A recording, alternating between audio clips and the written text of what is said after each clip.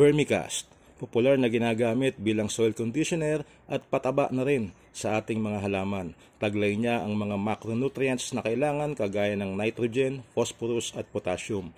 Bukod doon, taglay din niya yung mga micronutrients na kailangan, specifically po yung importante na calcium, magnesium at marami pang iba.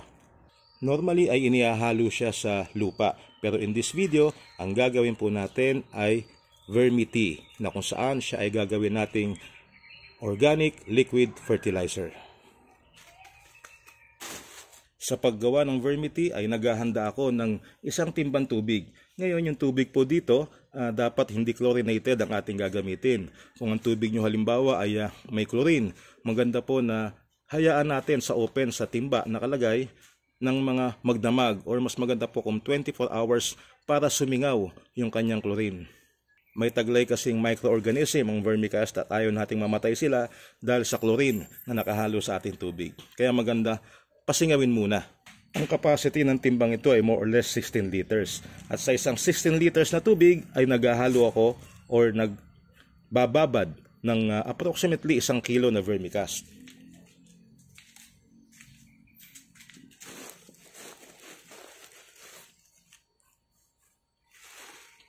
Yung pundami actually ng vermicast na gusto nyo ibabad ay depende sa inyo. Pwedeng 1 kilo lang, pwedeng 2 kilo, pwedeng kalahating kilo. Anyway, yun po ang magdidetermine kung gaano ka tapang or ka labnaw ang timpla ninyo ng vermicast. Ito, more or less 1 kilo na itong hawak ko na ito. Yan. Estimated lang po, hindi kailangang eksaktong-eksakto talaga. Sabi ko nga, pwede nga kahit 2 kilo ang ilagay nyo sa timba para ibabad. Ngayon sa pagbabad, pwedeng nakalagay sa lalagyan, kagaya nito. Ang gamit ko po dito ay eco bag. Pwede rin sa lumang damit, halimbawa, pwede rin sa stockings. Ang purpose po kasi natin ay para makatas ang vermicast at makuha natin yung kanyang mga nutrients. So dalawang approach po yan. Pwedeng ilagay nyo sa lalagyan na ganito, kung saan ang purpose natin para siya ay makatas, or pwede rin na direkta na ibuhos sa timba itong ating vermicast. Sa akin po, ang ginagawa ko ay ibinubuhos ko na siya ng direkta. Kagaya niyan.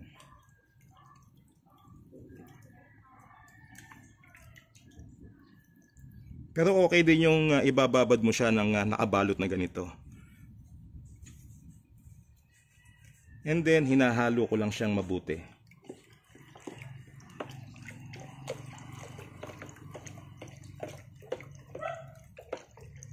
Kailangan po natin siyang haluin.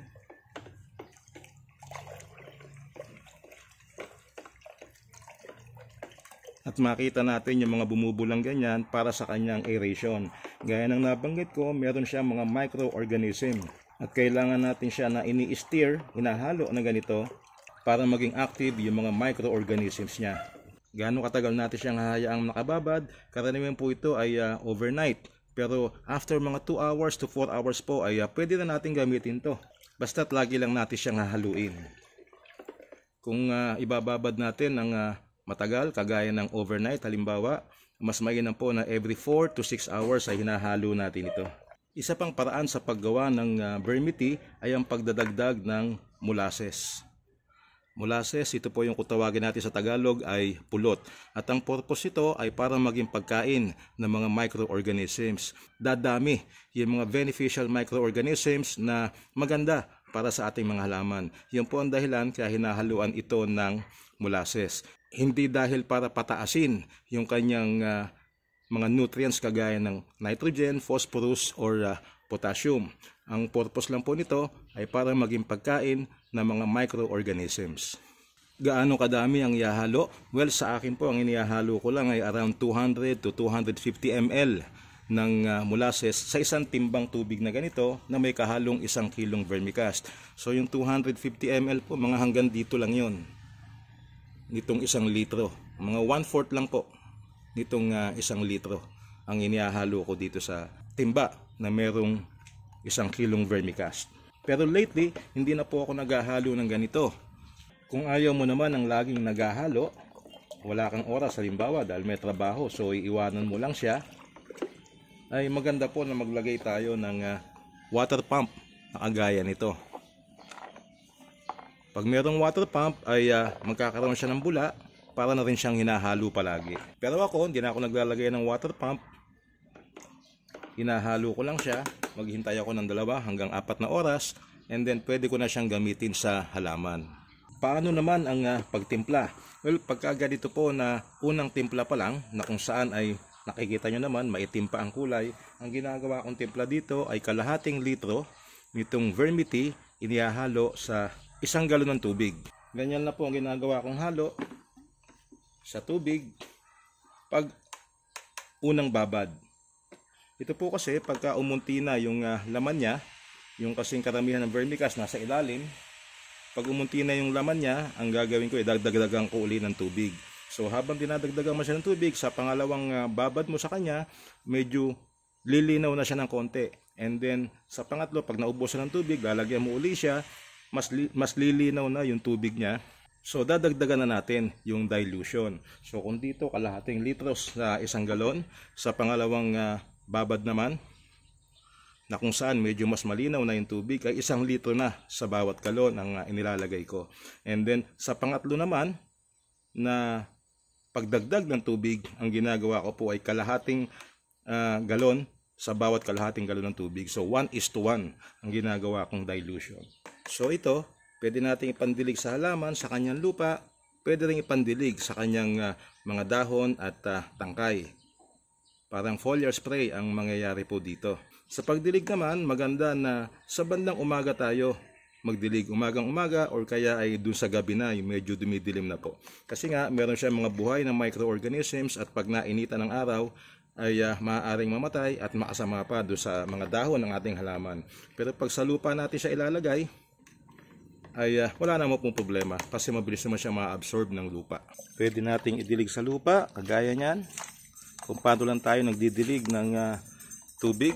Pero syempre po hindi marami. Sa akin, ang ginagamit ko lang ay mga 1 baso lang ang pagdilig ko sa kanya. So bukod sa pagdilig sa lupa, pwede rin nating i-spray or idilig sa kanyang mga dahon. Kagaya niyan.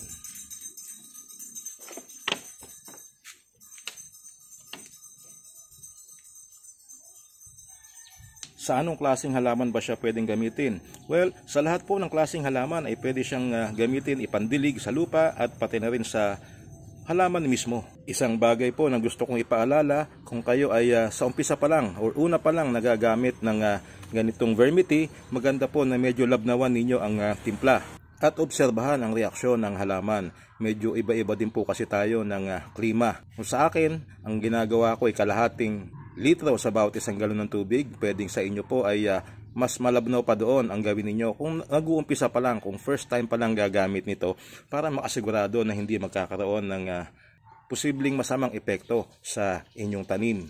At tandaan din po na ang pagdidilig nito, lalo na pag sa halaman mismo ididilig, ay dapat sa gabi or yung palubog na ang araw, yung wala na talagang init sa paligid. Kung sa araw naman, dapat sa umagang-umaga. Gaano kadalas naman siyang ididilig sa halaman? Advisable po ang once a week, pero kung malabnaw ang inyong timpla, pwedeng twice a week lang siya. So nasa sa inyo po yan, base sa inyong magiging obserbasyon sa reaksyon ng inyong tanim. Paano naman halimbawa kung sa 1 galon lang maghahalo ng vermicast dahil hindi marami yung tanim? So sa 1 galon po ng ganito na tubig, yung hindi chlorinated, maglagay lang po na approximately 1/4 ng vermicast or mga 1 dakot lang ang ihahalo dito sa tubig. Ngayon, isang bagay po, no, dito sa method ko na ito, kung napansin niyo, may mga lumulutang. Kasi nga ay hindi ko siya inilagay sa eco bag. Kung gusto niyo na walang lumulutang sa inyong vermity, walang ganitong mga object na pwedeng makabara sa inyong sprayer, lalo na kung ang gagamitin niyo yung hand spray talaga na pinipisil, mas maganda po na walang lumulutang na ganito. Kaya advice ko ay gumamit kayo ng tela. Pwedeng yan ay manipis na seda, ibabalot yung vermicast, or pwede rin na eco bag, kagaya nito. Ilalagay lang ang vermicast sa loob at ibababad sa tubig and then pipiga-pigain para kumalat kagad yung kanyang nutrients sa tubig. Sa akin naman po kasi hindi ko siya ginagamit sa spray, pandilig lang talaga. Ang gamit ko ay bote na binutasan ko. So gumagamit ka ba ng vermicast para sa iyong mga tanim? At medyo namamahalan ka sa presyo ng vermicast na iyong binibili? Well, isang paraan po dyan para mas ma-maximize natin ang paggamit ng vermicast ay gawin natin siyang vermi-tea. Dahil maraming beses natin siyang magagamit na pandilig, hindi lang sa lupa, kundi mismong sa halaman. Ito namang vermicast na inihalo ko sa tubig. Pagka nakapangatlong halo na po ako dito ng tubig at malinaw na yung kanyang lumalabas na tubig ay ihalo ko na lang sa lupa. So karaniwan po hindi na ako nagpapang-apat na dagdag ng tubig. So sa pangatlo pa lang, malinaw na siya. Yung natitirang vermicast sa ilalim, inihalo ko na siya sa lupa na pagtataniman. Isang bagay pa po sa vermicast na ginagawa nating vermi-tea, sa katagalan po ito ay babaho. Gaya ng sabi ko, meron siyang mga microorganisms at yung mga microorganisms na yon, sa katagalan pag wala na siyang makain ay mamamatay na siya at yun ang isang magiging dahilan kung bakit magkakaroon ng amoy itong ating vermi-tea. Kaya po maganda ito na ginagamit natin kaagad. Huwag tayong gagawa ng sobrang dami na hindi natin magagamit sa loob ng 1 linggo halimbawa, para maiwasan ng mga amoy itong ating vermi-tea. At yan po ang ating video tungkol sa paggawa ng vermi-tea. Maraming salamat po sa panonood and hope to see you in my next videos. Bye-bye!